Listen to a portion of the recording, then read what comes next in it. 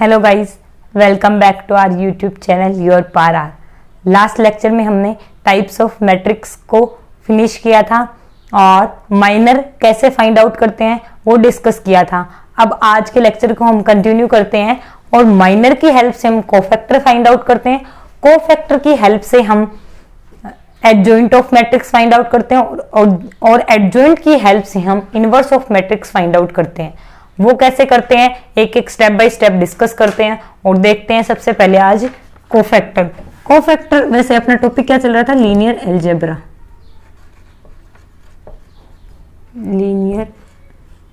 Algebra.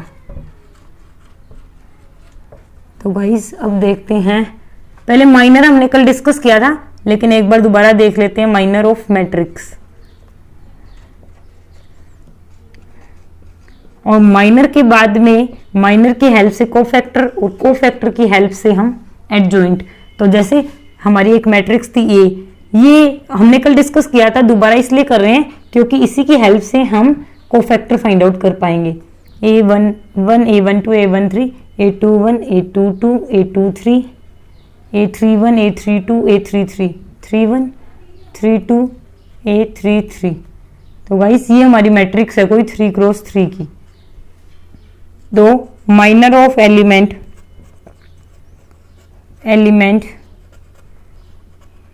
A11 का minor क्या होगा हमारा, जिसे हम M11 से रिप्रेजेंट करेंगे। और हमारा डिटर्मिनेंट ऑफ A11 के करस्पॉन्डिंग रो और कॉलम को हाइड करने पे जो जो एलिमेंट बचते हैं A22 A23 A32 A33। तो गाइस ये वैल्यू आ गई हमारी A22 A33 minus A23 A32। तो गाइज ये हमारी A11 के करस्पॉन्डिंग में माइनर की वैल्यू आ गई। अब हम डिस्कस करते हैं माइनर ऑफ एलिमेंट A23 के रेस्पेक्ट में माइनर होगा, उसको बोलेंगे M23। और माइनर की वैल्यू कितनी आएगी, 23 के रेस्पेक्ट में रो और 23 के रेस्पेक्ट में कॉलम को हाइड किया तो आ गया हमारा A11 A12 A31 A32। तो गाइज इनकी वैल्यू कितनी आ गई, A11 A32 minus A12 A31। तो गाइज ये हमारी करस्पॉन्डिंग A11 और A23 के माइनर्स की वैल्यू आ गई। अब कोफैक्टर क्या होता है, cofactor of an element, cofactor of an element. इसमें बहुत लोगों को कंफ्यूजन रहता है गाइस, आप थोड़ा सा केयरफुली रहना इस क्लास में। बहुत सी चीजें ऐसे आएंगी जो ऑल ओवर द चैप्टर में बहुत जगह आपको बहुत ज्यादा काम आएंगी। तो guys cofactor of an element क्या होता है, जैसे cofactor of an element AIJ, जैसे AIJ से रिप्रेजेंट करते हैं एलिमेंट को, तो AIJ का कोफैक्टर होता है -1 पावर I प्लस J और MIJ। जो IJ है हमारा उसका माइनर AIJ के करस्पॉन्डिंग माइनर हो गया MIJ -1 power I plus J। और ये साइन आप 3x3 में डायरेक्ट शॉर्ट ट्रिक से ऐसे भी याद कर सकते हैं, प्लस माइनस प्लस, फिर दोबारा माइनस प्लस माइनस, फिर प्लस माइनस प्लस। ये तो शॉर्ट ट्रिक है और बाकी -1 पावर I प्लस J करके देख लेना, तब भी यही साइन आएंगे। तो गाइस आप ये नोट कीजिए और यहाँ पर देखते हैं हम माइनर्स की वैल्यू। तो गाइस हमारा माइनर्स नहीं, कोफैक्टर ऑफ A11 का कोफैक्टर क्या होगा guys, -1 power I plus J। I कितना है 1, J भी कितना है 1, M11 हमने कैलकुलेट करना सीख लिया। -1 का स्क्वायर कितना हो गया, प्लस का 1, यानी माइनर ही हमारा कोफैक्टर के इक्वल आ गया। अब आते हैं कोफैक्टर ऑफ A23 का हमने निकाल रखा है माइनर, तो 23 के रेस्पेक्ट में देखते हैं A23।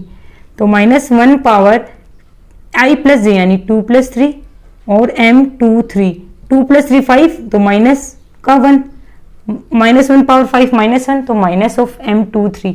ये हमारा कोफैक्टर आ गया एलिमेंट 23 के रेस्पेक्ट में। तो गाइस ये माइनर और कोफैक्टर है, इनके हेल्प से हम एडजॉइंट कैसे फाइंड आउट करते हैं वो देखेंगे। पहले आप ये नोट कर लीजिए।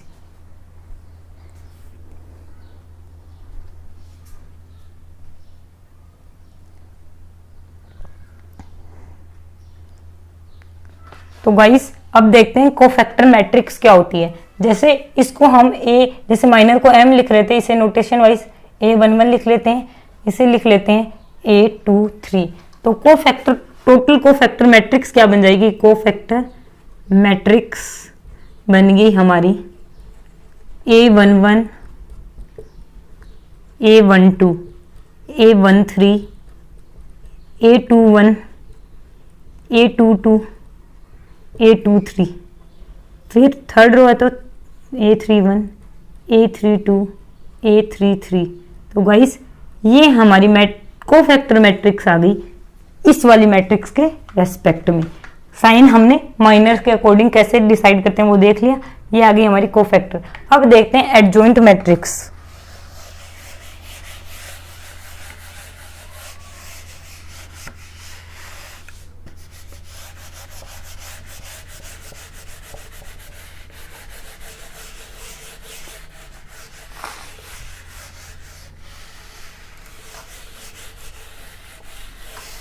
अब पहले कोफैक्टर की दो प्रॉपर्टीज देखते हैं जिसके थ्रू हम डिटर्मिनेंट डायरेक्ट फाइंड आउट कर सकते हैं। तो गाइस दो पॉइंट नोट करते हैं। If A is a square matrix, if A is a square matrix of, if A is a square matrix of order n, यदि n ऑर्डर की हमारी ए स्क्वायर मैट्रिक्स है तो फर्स्ट पॉइंट है हमारा then the sum of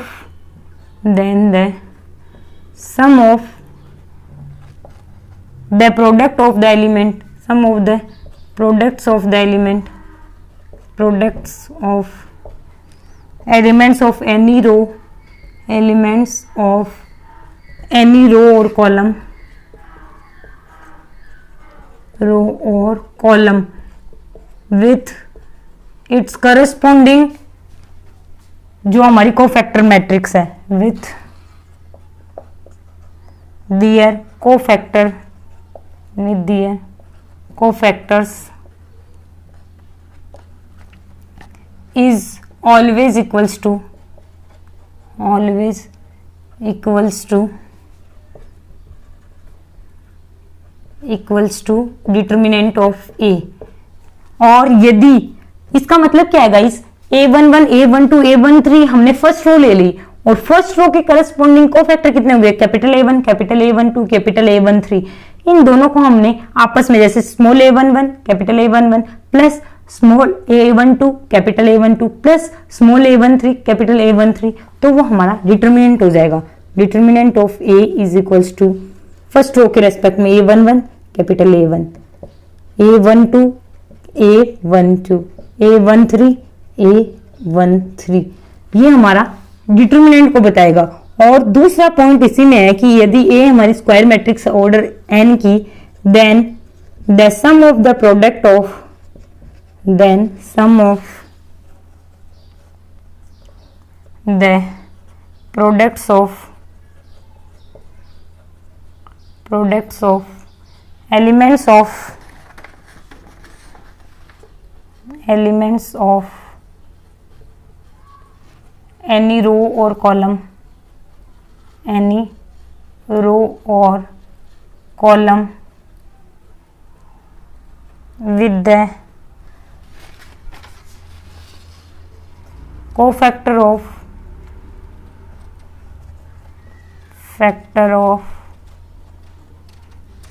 another row or column is always 0।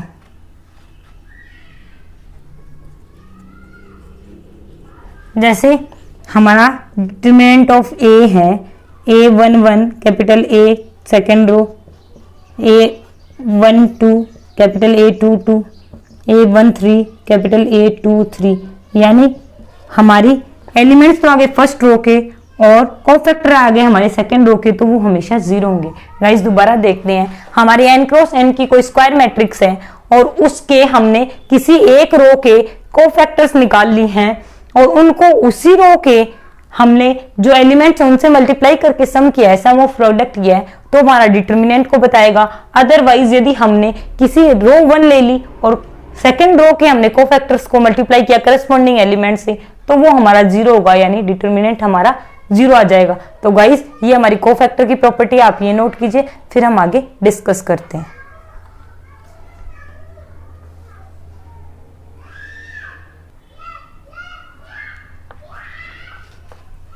तो guys अब हम adjoint of matrix find out करते हैं। एडजॉइंट ऑफ मैट्रिक्स कुछ नहीं होता गाइस, जो हमने अभी कोफैक्टर मैट्रिक्स निकाली थी उसका ट्रांसपोज ही हमारा एडजॉइंट मैट्रिक्स होता है। तो गाइस अभी डिस्कस करते हैं एडजॉइंट मैट्रिक्स। एडजॉइंट मैट्रिक्स, तो गाइस एडजॉइंट मैट्रिक्स क्या होता है? हमारा कोफैक्टर ऑफ मैट्रिक्स, कोफैक्टर जो मैट्रिक्स आई है हमारी, उसका ट्रांसपोज हमारा एडजॉइंट मैट्रिक्स होता है। और एडजॉइंट मैट्रिक्स की हेल्प से ही हम इनवर्स, जो हमने कल इन्वर्टिबल मैट्रिक्स देखा था, ए इनवर्स, वो फाइंड आउट करते हैं। और ए इनवर्स की वैल्यू होती है हमारी adjoint of A divide by determinant of A, whether condition is determinant of A not equals to 0। Determinant of A 0 नहीं होना चाहिए, तब हमारा इनवर्स ऑफ ए होता है adjoint of A divide by determinant of A, और determinant of A 0 के equal नहीं होना चाहिए, यानी नॉन सिंगुलर मैट्रिक्स होना चाहिए। तो गाइस आई होप आपको एडजॉइंट कोफैक्टर मैट्रिक्स से जो डिटर्मिनेंट निकालते हैं वो समझ आया होगा, इनवर्स कैसे फाइंड आउट करते हैं वो समझ आया होगा। अब आगे डिस्कस करते हैं सिंगुलर और नॉन सिंगुलर मैट्रिक्स क्या होती है।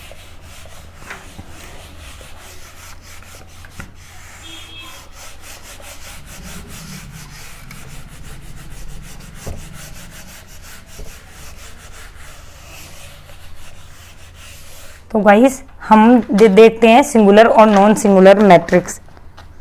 सिंगुलर मैट्रिक्स, सिंगुलर मैट्रिक्स का मतलब होता है,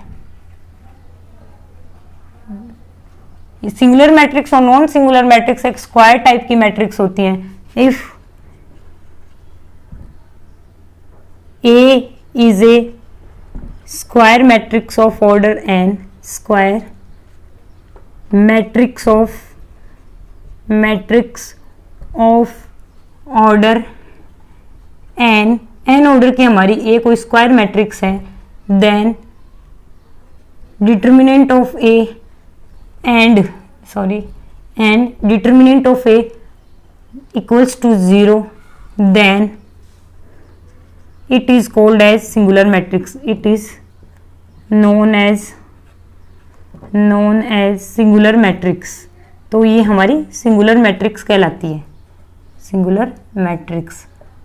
अब आते हैं नॉन सिंगुलर। नॉन सिंगुलर क्या है? इसका उल्टा, यानी determinant of A not equals to 0, non singular matrix.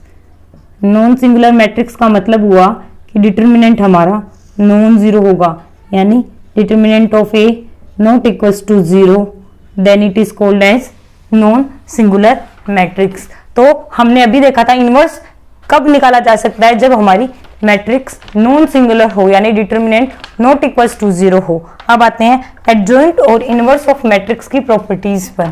तो प्रॉपर्टीज ऑफ एडजॉइंट एंड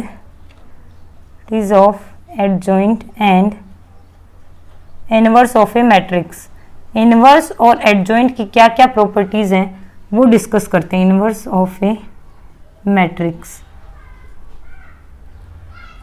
तो प्रॉपर्टीज देखते हैं एडजॉइंट में क्या क्या लगती है और इनवर्स में क्या लगती है। सबसे पहली प्रॉपर्टी है हमारी ए इंटू एडजॉइंट ऑफ ए, यानी ए मैट्रिक्स को हम एडजॉइंट ऑफ ए मैट्रिक्स से मल्टीप्लाई करते हैं तो वो इसका उल्टा, यानी एडजॉइंट ऑफ ए को ए से मल्टीप्लाई करते हैं, दोनों इक्वल होते हैं, और ये हमारा आता है डिटर्मिनेंट ऑफ ए इंटू आई के।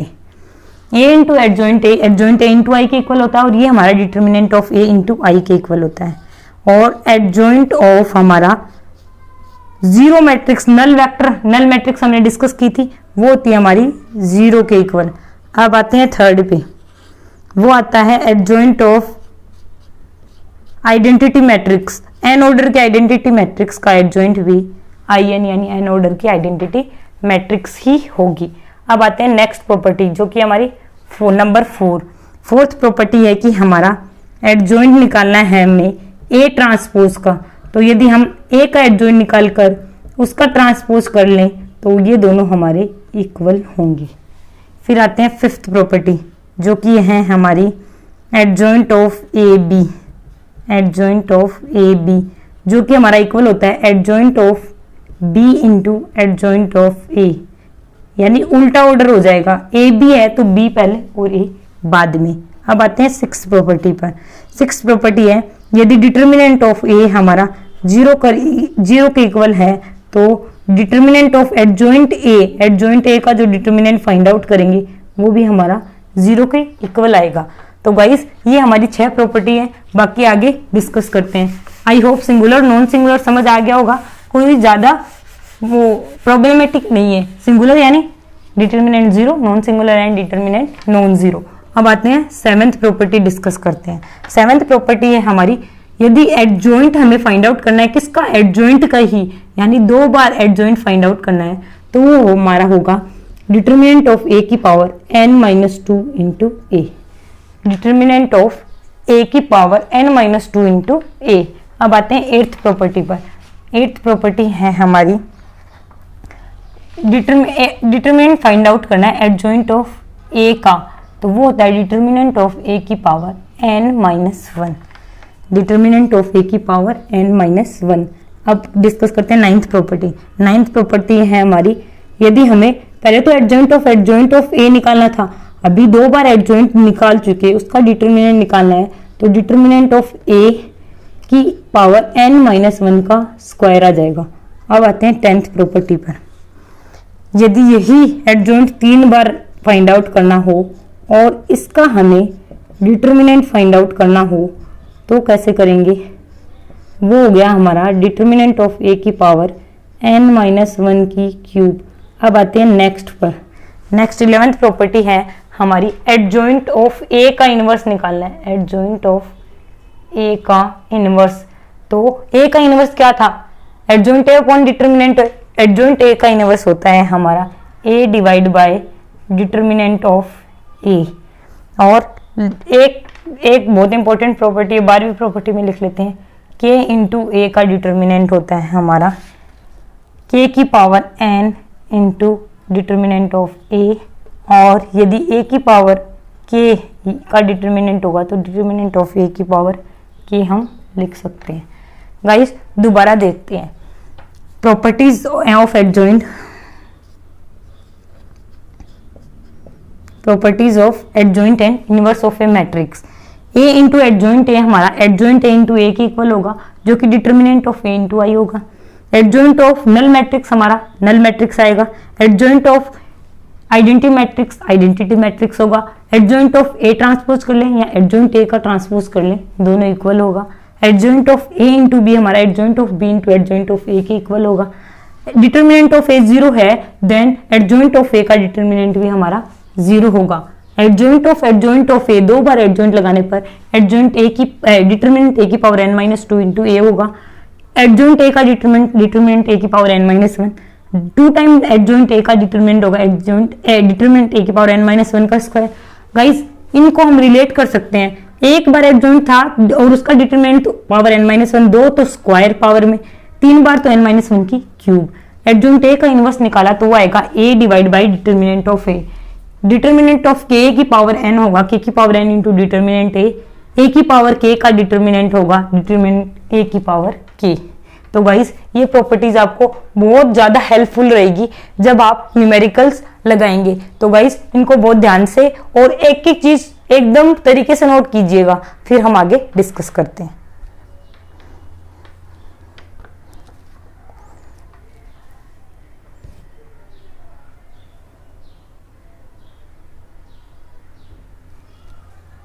तो गाइस अब inverse of A square matrix को कैसे मतलब हम फाइंड आउट कर सकते हैं यदि हमारी डायगोनल मैट्रिक्स हो 2x2 या 3x3 की, वो डिस्कस करेंगे। आई होप आपको इनवर्स और एडजॉइंट की जो प्रॉपर्टीज हैं वो अच्छे से क्लियर हो गई होगी। इन सारे पॉइंट्स को हम सम अप कर लिया है, इनका यूज हम जब प्रीवियस ईयर या फिर और बाकी बहुत सारे क्वेश्चन प्रैक्टिस करेंगे उसमें डिस्कस करेंगे।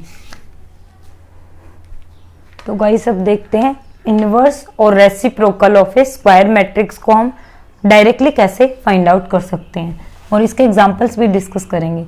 इनवर्स और reciprocal of A matrix, inverse और reciprocal of A matrix.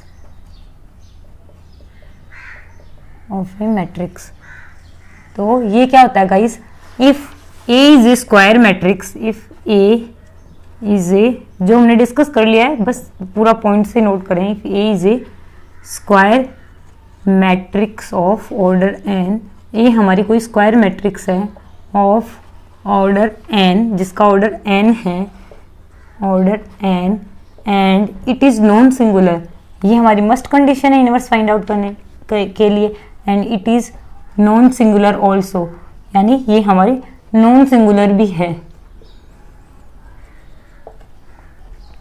Non singular का मतलब क्या होगा, डिटर्मिनेंट ऑफ ए हमारा नॉन जीरो है, तब हमारा inverse of A find out होगा adjoint A divide by determinant of ए।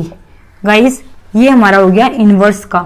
हमने एक और ये भी देखा था कि ए बी हमारा जब बी ए के इक्वल हो और वो आई के इक्वल हो तो बी की वैल्यू हमारी ए इनवर्स के इक्वल होगी और ये बी ही हमारा इनवर्स ऑफ ए मैट्रिक्स कहलाएगा। अब हम देखते हैं कि नोट करके कुछ पॉइंट्स लिखते हैं 2x2 डायगोनल में कैसे फाइंड आउट करते हो 3x3 में।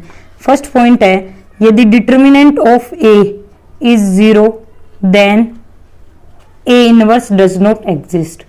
अभी देखा था कि यदि हमारी सिंगुलर होगी मैट्रिक्स तो ए इनवर्स हमारा एग्जिस्ट नहीं करेगा, does not exist.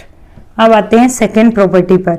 Second property है हमारी, यदि हमारी ए एक डायगोनल मैट्रिक्स है, वो भी 2x2 की ए 0 है, 2x2 की डायगोनल में, डायगोनल के लिए बाद में देखेंगे, ए बी सी डी। तो इनवर्स फाइंड आउट करने का फॉर्मूला क्या था, adjoint A divide by determinant of A. वो तो हम एडजॉइंट हम कैसे फाइंड आउट करेंगे, एडजॉइंट ऑफ ए कोफैक्टर से। तो देखो ए का क्या आएगा डी और बी का कितना आएगा माइनस का सी, जिसको हम यहाँ देखेंगे क्योंकि ट्रांसपोज होता है वो ए बी सी डी, और बी का कितना आ गया सी और डी का कितना सॉरी सी का कितना आ गया हमारा बी माइनस का और डी का हमारा आ गया ए। तो गाइस ये आ गया हमारा एडजॉइंट। कैसे आया एक बार कोफैक्टर और देख लेते हैं, कोफैक्टर मैट्रिक्स फाइंड आउट करते हैं। कोफैक्टर ऑफ ए, कोफैक्टर कितना आएगा, साइन के साथ में प्लस माइनस माइनस प्लस। अब ए का देखा तो डी, बी का देखा तो सी का देखा तो बी एंड डी का देखा तो ए, और इसका ट्रांसपोज किया तो यही आ रहा है एडजॉइंट। और डिटर्मिनेंट ऑफ ए कितना आ गया हमारा A D minus B C, A D minus B C. तो हमारा ए इनवर्स कितना आ गया, ए इनवर्स कितना आ गया हमारा ए 1 डिटर्मिनेंट ए यानी A D minus B C, और ये मैट्रिक्स आ गई हमारी एडजॉइंट यानी D minus B minus C और ए। तो गाइस ये आ गया हमारा ए इनवर्स। इसको एक शॉर्ट ट्रिक से भी फाइंड आउट कर सकते हैं। मैंने आपको नोट में शॉर्ट ट्रिक के लिए बताने के लिए लिखा था, लेकिन आपको पूरा सोल्व करके भी बता दिया। यदि ए हमारी 2x2 की स्क्वायर मैट्रिक्स है तो इनवर्स निकालने के लिए हम डायरेक्ट इसका डिटर्मिनेंट कितना आ गया A D minus B C 1 determinant, और जो हमारे डायगोनल एलिमेंट्स हैं उनको एक्सचेंज कर देंगे और बाकी जो भी एलिमेंट्स बचेंगे नॉन डायगोनल उनको माइनस कर देंगे। समझ आया, इजी हो गया ना। 2x2 है तो 1 डिटर्मिनेंट ऑफ ए और डायगोनल को एक्सचेंज किया, बाकी नॉन डायगोनल में माइनस लगा दिया। तो गाइस इसको हम इजीली फाइंड आउट कर सकते हैं 2x2 मैट्रिक्स के लिए। तो गाइस ये नोट कीजिए, फिर आगे डिस्कस करते हैं।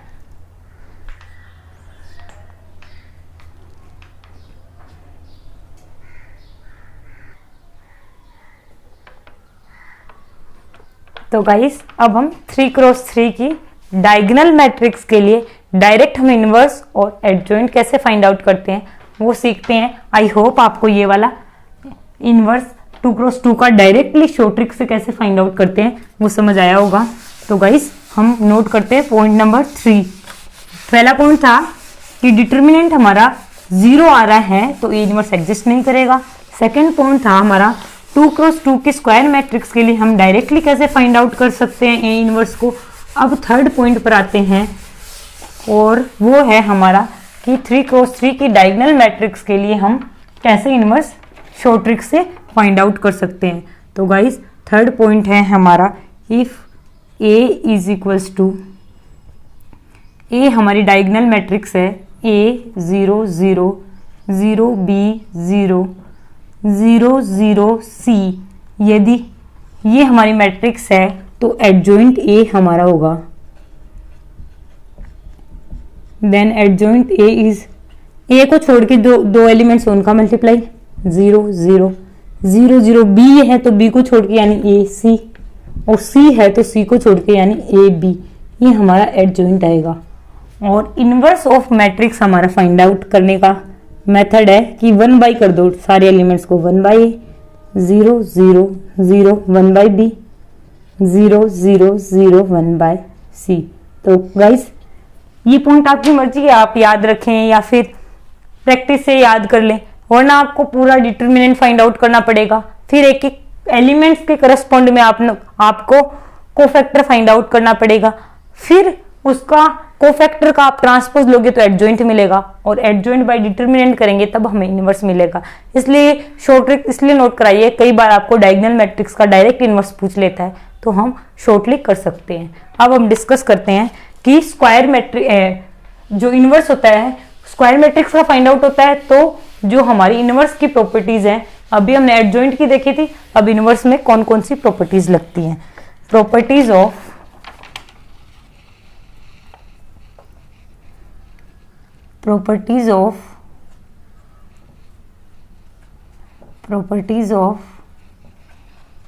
Inverse of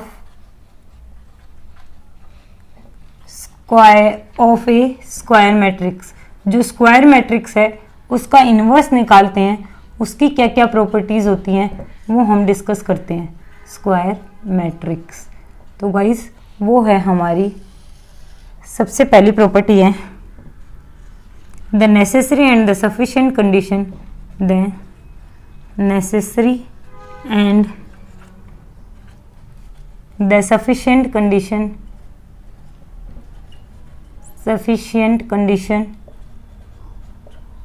of inverse of a square matrix is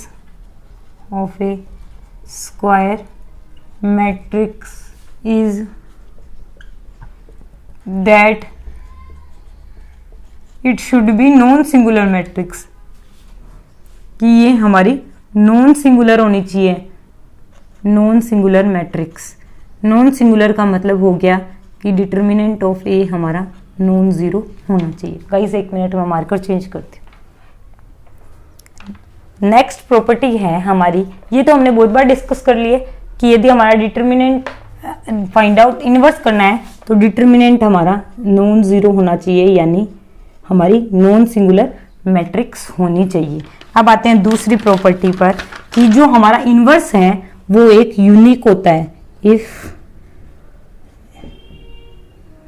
if inverse of A square matrix exist, यदि एग्जिस्ट करेगा, if inverse of A square matrix exist यानी एग्जिस्ट करता है, देन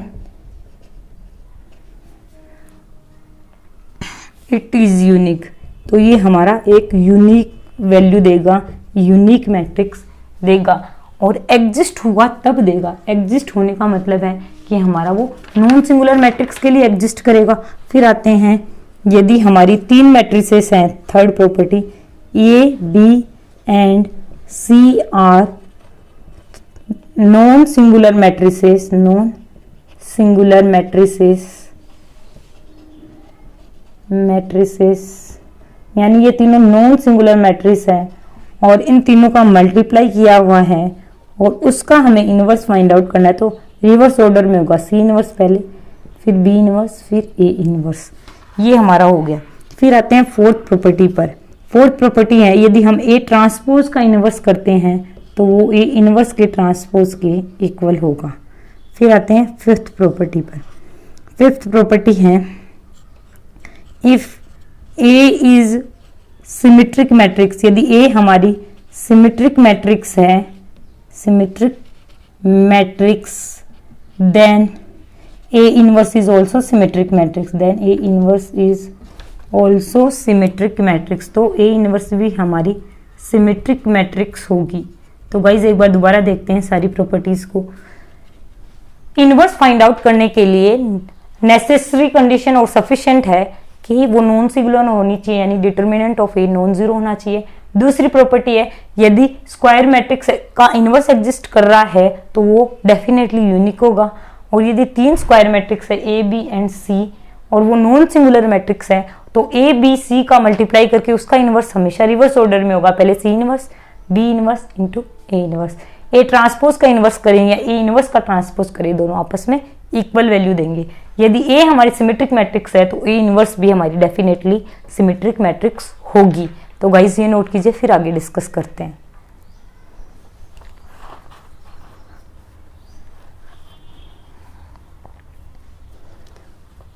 तो गाइस इसकी एक और प्रॉपर्टी रहती है, वो एक साथ ही नोट कर लेते हैं। 6th प्रॉपर्टी है के इंटू ए का इनवर्स फाइंड आउट करना है तो वो होगा हमारा 1/k इंटू ए इनवर्स, जबकि k हमारा स्केलर क्वांटिटी होना चाहिए।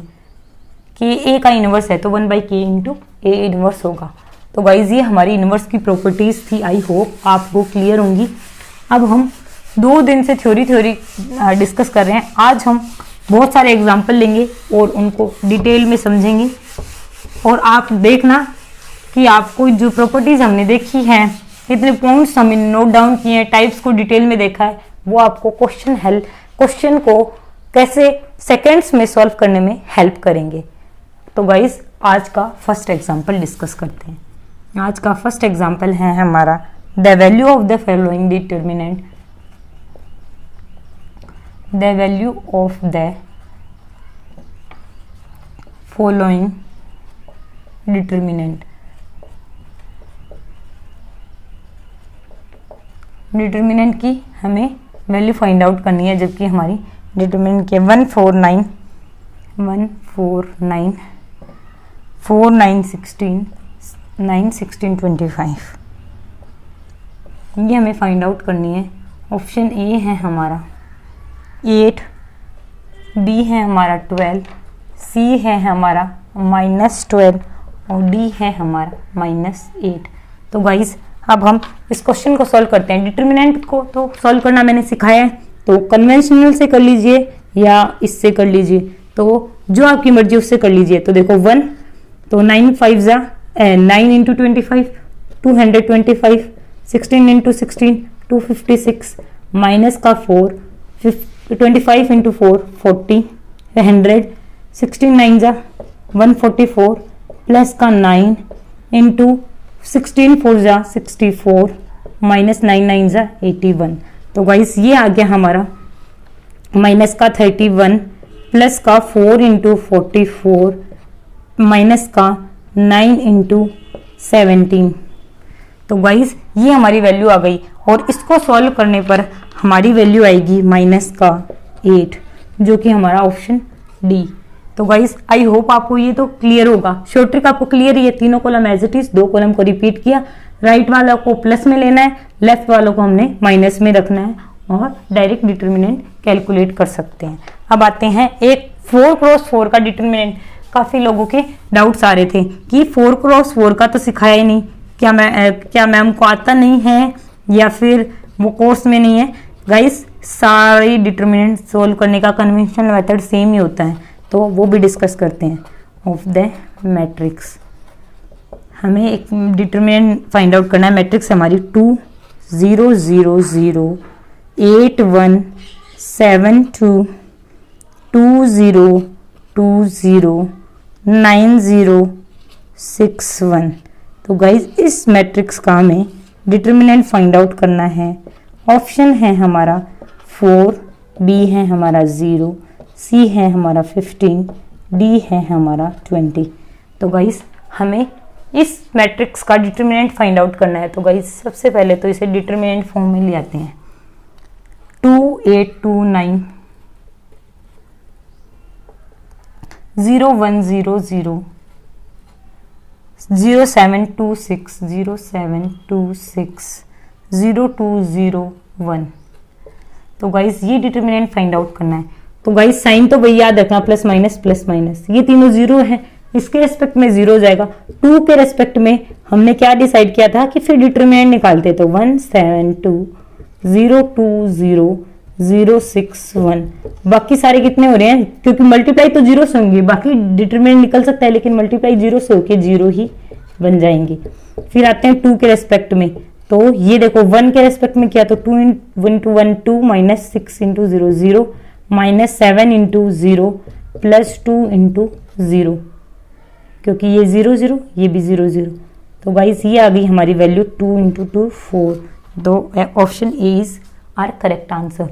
तो गाइस ये 4 क्रॉस 4 की मैट्रिक्स थी, इसका डिटरमिनेंट निकालने के लिए हमने एक रो को सेलेक्ट किया, फर्स्ट रो के रेस्पेक्ट में किया तो 2 को बाहर निकाल दिया, 2 के रेस्पेक्ट में 3 क्रॉस 3 का डिटरमिनेंट बना, 3 क्रॉस 3 का हमें ऑलरेडी सॉल्व करना आता है। फिर आए 0, फर्स्ट रो के बाकी एलिमेंट्स 0, तो इसके रेस्पेक्ट में हमारा 4 वैल्यू आ गई, यानी option A is are correct answer. ये नोट कीजिए, फिर आगे एग्जांपल्स डिस्कस करते हैं।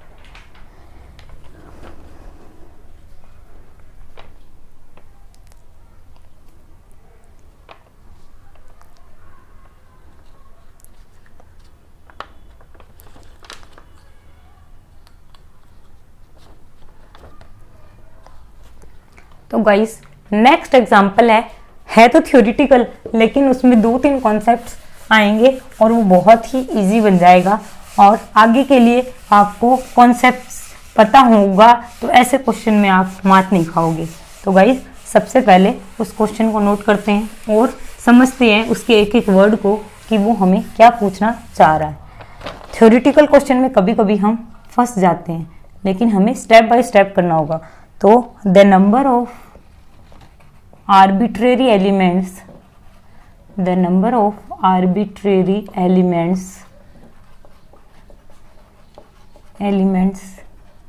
in n cross n square matrix, n cross n square symmetric matrix are, n cross n की स्क्वायर सिमेट्रिक मैट्रिक्स है हमारी, और उसमें आर्बिट्रेरी एलिमेंट हमें फाइंड आउट करने हैं। तो गाइस ये हमारा क्वेश्चन है। अब एक बात बताइए आप सबसे पहले, यदि कोई मैट्रिक्स हमारी n क्रॉस n में है तो नंबर ऑफ डायगोनल एलिमेंट्स कितने होंगे? ये तो एक बेतुका जवाब हो गया ना, क्वेश्चन हो गया। तो गाइस ये 3 क्रॉस 3 की मैट्रिक्स है।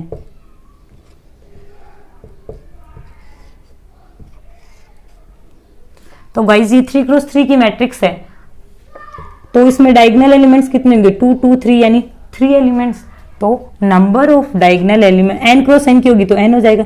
Number of diagonal elements in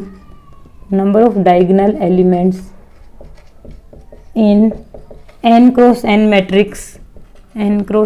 matrix is equals to n, की n क्रॉस n में डायगोनल एलिमेंट्स कितने होंगे? n, और 3 क्रॉस 3 में टोटल एलिमेंट्स कितने? 9 3 3 3 9। तो total number of elements in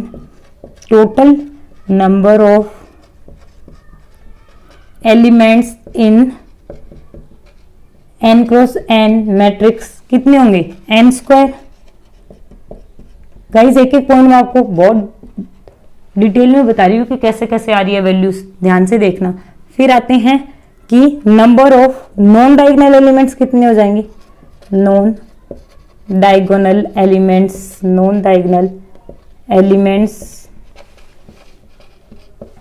in n cross n matrix में हमारे नॉन डायगोनल एलिमेंट्स कितने होंगे? टोटल नंबर ऑफ एलिमेंट कितने हैं? Total minus diagonal. क्या मैं सही कह रही हूँ? नॉन डायगोनल यानी टोटल में से डायगोनल को माइनस कर देंगे तो सारे नॉन डायगोनल बच जाएंगे। टोटल कितने हमारे? n स्क्वायर, और डायगोनल कितने? n, तो n स्क्वायर माइनस n हमारे डायगोनल एलिमेंट हो गए। अब आते हैं नंबर ऑफ आर्बिट्रेरी एलिमेंट्स क्या होते हैं। पहले हम देखते हैं आर्बिट्रेरी एलिमेंट्स क्या होता है। आर्बिट्रेरी एलिमेंट्स का मतलब होता है वो एलिमेंट्स जो डिफरेंट वैल्यू रखें, arbitrary elements which have different value by its definition, different values by its definition से ही यदि वो हम अलग अलग वैल्यू रख रहे हैं तो वो हमारे आर्बिट्रेरी होंगे।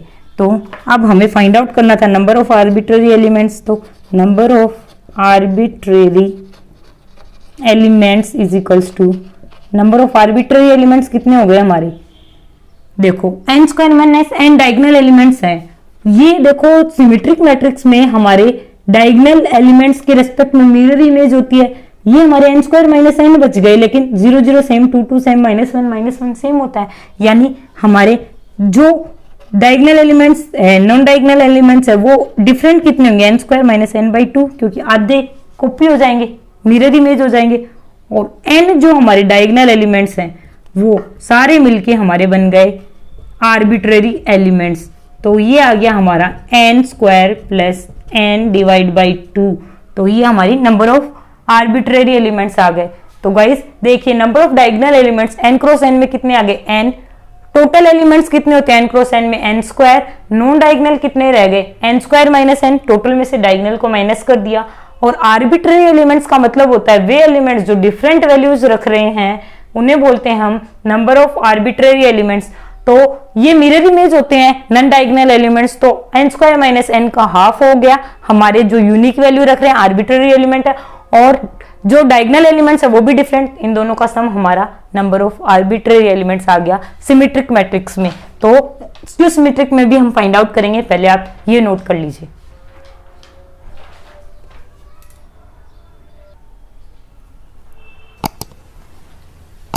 तो गाइस आई होप आपको आर्बिट्रेरी एलिमेंट्स के नंबर कितने होते हैं वो भी सिमेट्रिक मैट्रिक्स में वो समझ आया होगा। अब हम आगे डिस्कस करते हैं और एग्जांपल्स। नेक्स्ट एग्जांपल है हमारा जिसमें हमें एक मैट्रिक्स दे रखी है 2 क्रॉस 2 की, और हमें a टू द पावर कुछ नंबर है और दूसरे में भी a टू द पावर कुछ नंबर है, उनका सब्ट्रैक्शन फाइंड आउट करना है। वो कैसे करेंगे और कैसे इजी होगा वो हम डिस्कस करते हैं। तो गाइज हमारा नेक्स्ट एग्जांपल है a जो है हमारा वो है if a is equals to 8 5 7 6 then a to the power 121 minus determinant है गाइज ये minus a to the power 120 is, ये वैल्यू कितनी होगी ये हमें फाइंड आउट करना है। a option 0, b is 1, c is 120 and d is 121। तो गाइज सॉल्व करते हैं। सबसे पहले हम a टू द पावर 120 को कॉमन ले सकते हैं। तो a to the power 121 minus a to the power 120 का डिटर्मिनेंट फाइंड आउट करना है। a टू द पावर 120 को कॉमन लिया तो गाइज ये बच गया a माइनस i, क्योंकि डिटर्मिनेंट मैट्रिक्स जब भी बाहर आती है तो 1 यानी i। तो guys determinant of A B अभी डिस्कस किया था, कितना होता है determinant of A into determinant of B. तो गाइस सबसे पहले हम a माइनस आई का कर लेते हैं फाइंड आउट, जो कि इजी हो जाएगा। तो a क्या है हमारा 8 5 7 6 माइनस का है हमारा 1 0 0 1 है। जो हमारा मैट्रिक्स माइनस है वो हमने अर्थमेटिक में देखा था। तो 8 माइनस 1 7, 5 माइनस 0 5, 7 माइनस 0 7, 6 माइनस 1 5, दोनों सेम हैं, एलिमेंट्स आइडेंटिकल है। तो कितना हो गया 0 डिटर्मिनेंट। अब यहाँ पर वैल्यू पुट करते हैं। Determinant of a to the power 120 into 0 किया तो कितना आ गया 0। तो option A is are correct answer. I hope आपको समझ आया होगा। a to the power 121 minus 120 में से a to the power 120 common ले लिया तो बचा a minus I. Determinant of a into B की प्रॉपर्टी से determinant of a into determinant of b से ओपन हो गया। a माइनस आई का डिटर्मिनेंट हमारा 0 आ गया, तो जो कि इससे मल्टीप्लाई होकर 0 ही रह जाएगा, that is option A. Guys ये नोट कीजिए। फिर हम नेक्स्ट, वैसे है स्पेस, हम एक और एग्जांपल डिस्कस कर सकते हैं। हमारा नेक्स्ट एग्जांपल है if theta belongs to R then the maximum value of the determinant, तब हमें मैक्सिमम वैल्यू बतानी है डिटर्मिनेंट की, then the maximum value of the determinant, तो मैक्सिमम वैल्यू क्या होगी डिटर्मिनेंट की वो बतानी है हमें, then the maximum value of the determinant. तो गाइस डिटर्मिनेंट है क्या हमारा, delta is equals to 1 plus sine theta 1 plus cos theta is. तो गाइस हमने डिटर्मिनेंट सॉल्व करने के लिए देख रखा है कि कॉलम्स, किन्हीं भी दो कॉलम्स और रोज को आपस में माइनस करने पर यदि हम डिटर्मिनेंट फाइंड आउट करते हैं तब भी सेम वैल्यू देता है, तो हम C2 कॉलम सेकेंड कॉलम को रिप्लेस करते हैं C2 माइनस C1 से एंड थर्ड कॉलम को रिप्लेस करते हैं C3 माइनस C1 से। तो डेल्टा हो गया हमारा first column as it is, second column 1 minus 1 0, 1 plus sine theta minus 1 यानी sine theta 1 minus 1 0, third minus first 1 minus 1 0, 1 minus 1 0, 1 plus cos theta minus 1 आ गया हमारा कोस थीटा। तो ये डिटर्मिनेंट फाइंड आउट करते हैं प्लस माइनस प्लस, ये दोनों के रेस्पेक्ट में 0, इसके रेस्पेक्ट में आ गया 1 into sine theta into cos theta minus 0। Sine theta cos theta को क्या लिख सकते हैं 1/2 इंटू साइन 2 थीटा और साइन 2 थीटा। तो गाइज आई होप आपने ये नोट कर लिया होगा, यहीं पे बता देती हूँ। साइन की कोई भी वैल्यू हमारी -1 से 1 में एग्जिस्ट करेगी, ट्रिग्नोमेट्री से हमें पता है। हमें पूछा गया है मैक्सिमम वैल्यू, मैक्सिमम वैल्यू यानी +1 हमारी मैक्सिमम है, तो डेल्टा की वैल्यू कितनी आ गई 1/2, डेल्टा मैक्सिमम कितना आ गया 1/2 साइन 2 थीटा की वैल्यू मैक्सिमम, तो वो हो गई हमारी 1/2 इंटू 1। तो गाइस ये 1/2 हमारी इस डिटर्मिनेंट की वैल्यू आ गई। तो गाइस दो कॉलम को हमने आपस में सब्ट्रैक्ट करके जो डिटर्मिनेंट निकाला वो हमें सेम, इसका जो डिटर्मिनेंट आएगा सेम वैल्यू देगा, वो आया हमारा 1/sin 2 थीटा, और थीटा बिलोंग्स टू r था और हमने देखा sin 2 थीटा -1 to 1 बिलोंग करता है, मैक्सिमम के लिए +1 पुट कर दिया तो डिटर्मिनेंट की वैल्यू आ गई 1/2। तो गाइस ये नोट कीजिए, फिर हम आगे और एग्जाम्पल डिस्कस करते हैं।